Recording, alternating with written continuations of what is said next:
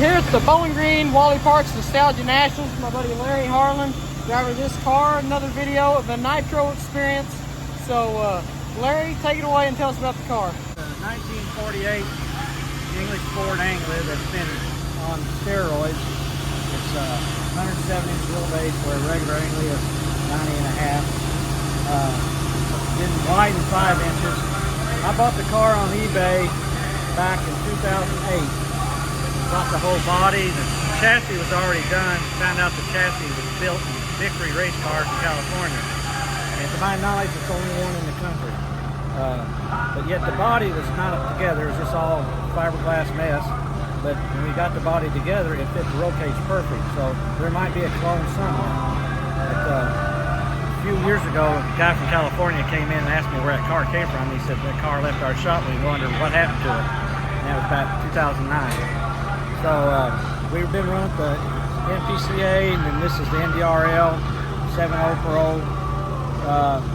We've been, fastest I've been 672 at 204. But we got to run an index of 7 flat.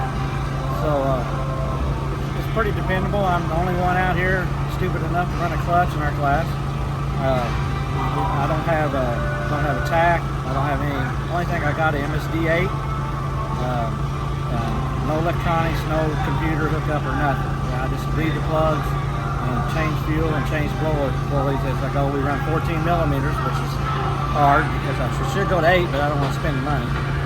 But I've been pretty good with it. I was a champion in 2013. This year, last year I was 3rd. The year before that I was 2nd. Points. And I say everybody, this car, the bed car, is the only cars that doesn't really have anything in it other than this MSD box. So this is a car that nobody's going to get in it and run it the first time. Like you see a lot of guys jumping cars and stuff. You ain't going to do this thing. I can show you, come around here.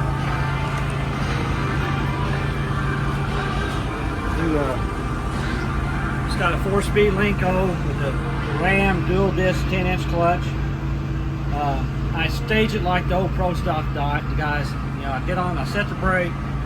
It's got an air cylinder where it only opens the butterflies about a 1/4 of an inch maybe. I can't tell you what the RPM it leaves at. I always tell everybody it goes ah. So I'll set the brake. I'll hit the air cylinder, and I only got about a 1/4 inch pedal. I'll drag the clutch in, and to get a good reaction time, I have to deep stage. So if you see me bump in, sometimes I take the top load off. That's the only way I can have a good light.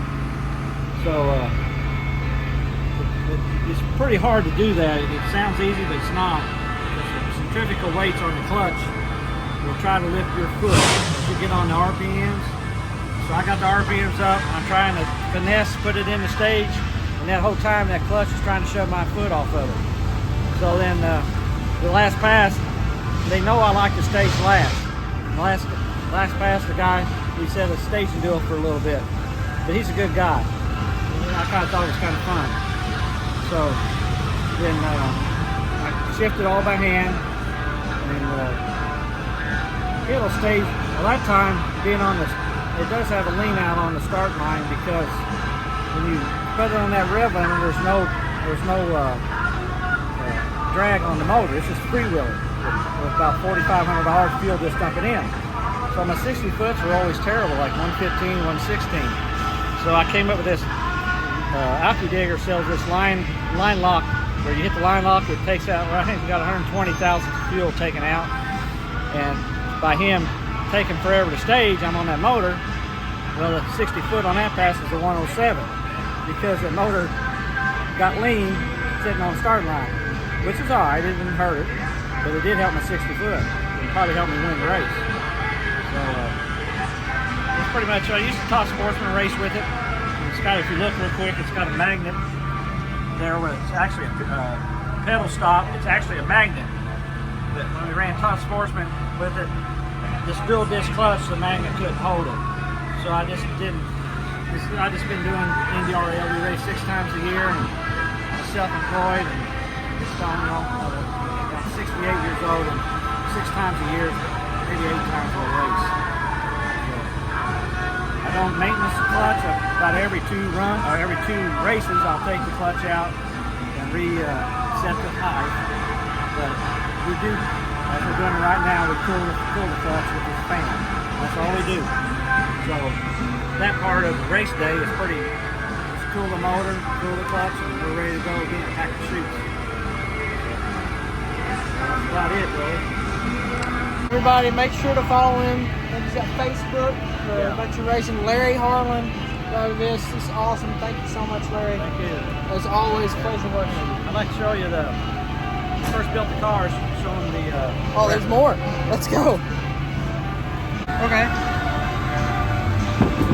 This picture right here has probably been on the internet just as much as any professional guy.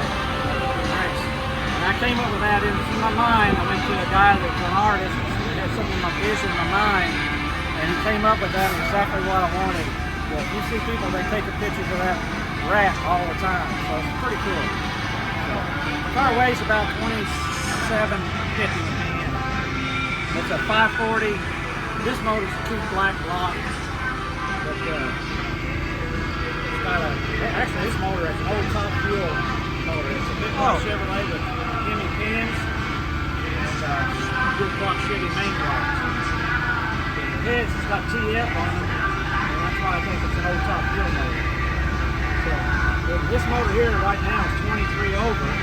Well, the other motor, which is a Century motor, is basically the same thing, different camshaft. It would have been 27, 29% over today, this weekend. This is 23 right now. So it's hard, more powerful. It's got more compression than the new Century block. This is only the 6th pass or 8th pass on the motor since I had it. So we hope to win next round and maybe win the whole thing. I've won this hot rod reunion twice in the last 13 years. So hopefully I can do it again. Thanks a lot. Thank you, Larry. It's always awesome.